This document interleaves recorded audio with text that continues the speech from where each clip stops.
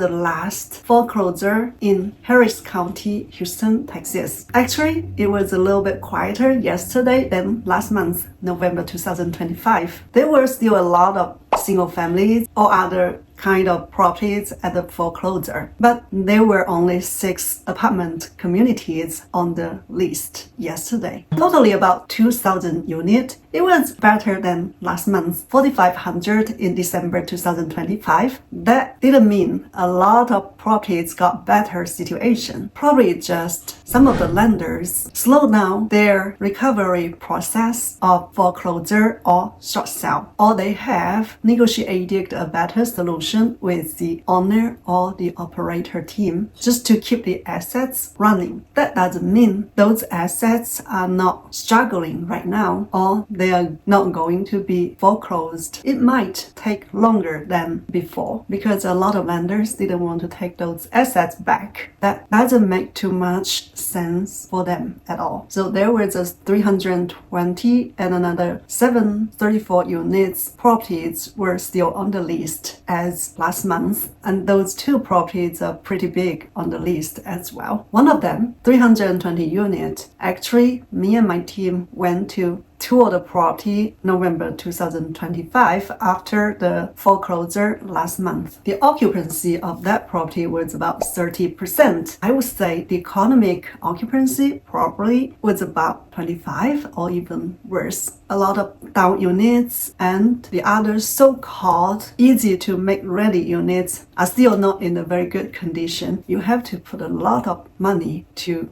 get them back to the living condition. Actually, this was the most interesting property that we pay attention to yesterday at the foreclosure. We really wanted to know how much the lender would like to take the offer and see what we could do in the future to make sure that we can bring enough money, enough fund to get some good deals at the foreclosure each month. Looked like the lender of the 320 unit was the only one show up there, but the 734 units, somebody said that they were on the list and they were going to let people know about the price yesterday, but we didn't see that one. So the only lender showed the price they would like to take for the 320 unit was 10 million. And the loan balance of this property was over 15.3 million. So that means if you had 10 million cash yesterday and you can make the payment within 3 hours after the bidding, you could take home a 320 units for 10 million, about less than 30K a door in Houston, Texas. But me and Zach discussed the ideal price to get this deal was probably about 20K a door. That's about 6.4 million. But it was far away from 10 million. I didn't know if we had the money, if we were able to get it at that price at all. But anyway, 10 millions, that's about 60% of the loan balance to the lender. So the lenders are taking the haircuts right now. It's pretty close to 50%. Like I said last month, if you were able to get those properties at 50% of the loan balance, a lot of them would be a good deal. But also you need to do your due diligence as well. You need to check the conditions of the properties and the actual rehab budget, operation funds, and how long you can bring the occupancy up, and also the properties around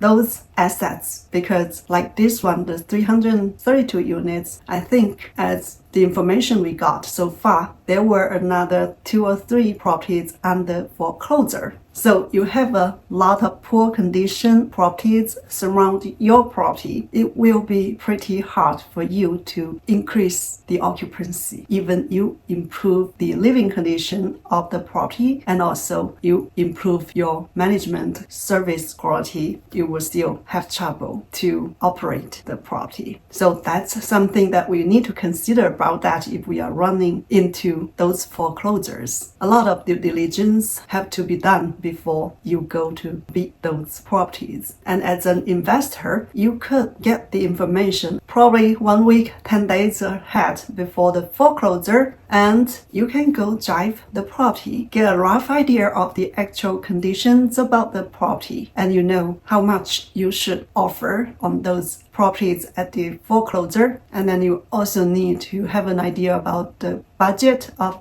the renovation, also the operations after taking over. That's another thing, that if you were able to bring a cashier check at the foreclosure to get the property, make sure that you also have the team standby to go over and take over the operations immediately after you make the payment. Otherwise, it would be so struggle for yourself if you don't have anybody to take over, unless you can do it yourself temporarily. I know a lot of operators or GP team or owners, they are very handy. They are hands-on. So it's not a big deal for them if they had to take over the properties immediately by themselves and then train the right team to take over the operation later on. Just make sure that you have the ability to do so if you were able to take over the deal at the foreclosure. And the truth was that yesterday at the foreclosure, we were the only potential or interested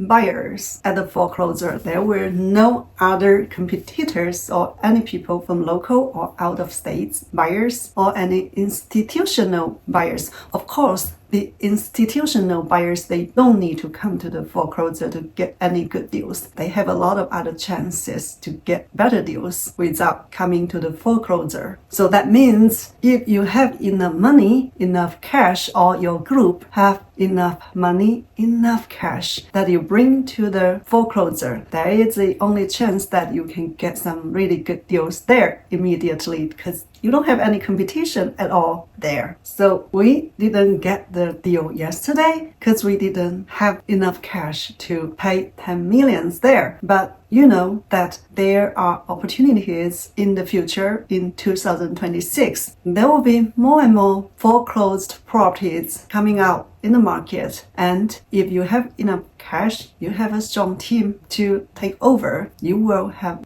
a lot of chance to get some good deals in the future. So just make sure that you are ready, including the fund, the team, and then the operation after taking over, and how you manage the risk of taking over the foreclosed properties. And remember, not all the deals on the closure are the deals. You still need to do your own due diligence, because not all the foreclosed deals are a deal. They may be a check to you, to your fund, to your team as well. So the foreclosure in 2025 made me think more about positive cash flow. It's not how good you can tell a story about your investment, or how fast some investors they can move, or how big they grow in the short period, or how high the leverage people can get. It's not all about that. It's about cash flow, positive cash flow. If your property or your investment assets have enough positive cash flow, it can survive in any economic conditions. The market or the economy won't reward our dreams, our ambitions. It only will reward